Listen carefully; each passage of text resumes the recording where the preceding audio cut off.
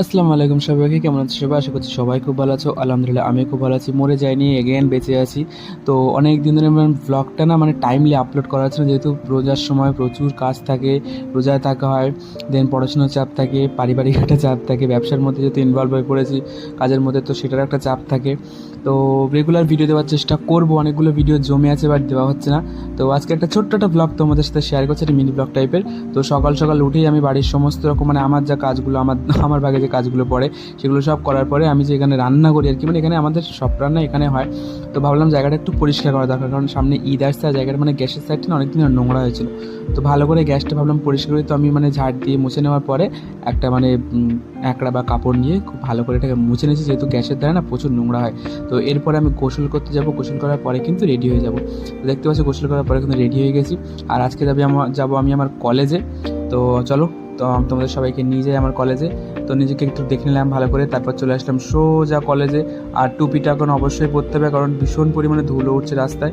আর এই হলো আমাদের কলেজ ক্যাম্পাসের এরিয়াটা, যে এখানে শুধু যে আমাদের বইটা নিতে যাই আর কোনো সার্টিফিকেট নিতে যাই, আর তাছাড়া এখানে কিন্তু আমাদের কোনো ক্লাস হয় না।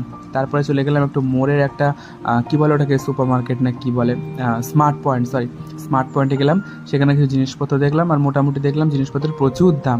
রোজার সময় যেন জিনিসপত্রের দাম যেন আকাশ ছোঁয়া হয়ে যায়। আমি বুঝতে পারি না রোজার সময় জিনিসপত্রের দাম কেন এত বেড়ে যায়, একটু কমানো উচিত। তারপর একটা ব্যাগের দোকানে চলে গেলাম, বাট ব্যাগের দামও প্রচুর বেশি।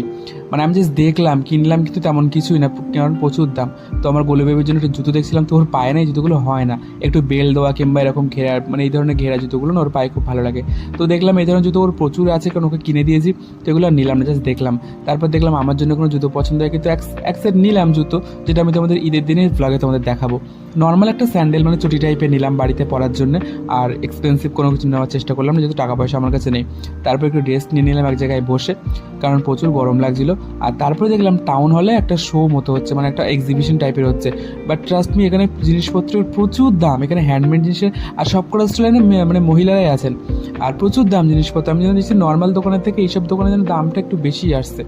তো এখানে ববি দুটো ঝুমকো দেখছিল, ঝুমকো দুটো মোটামুটি বেশ সুন্দরই দেখাচ্ছিল। তো তারপর এখানে আরও কিছু অ্যাক্সেসরিজ ছিল, আমি তার সেটার ক্লিপ নিয়েছিলাম। আর আমি একটা ব্রেসলেট নিলাম। তারপরে দেখলাম এখানে অনেক শাড়ি আছে, কুর্তি আছে, চুড়িদার আছে।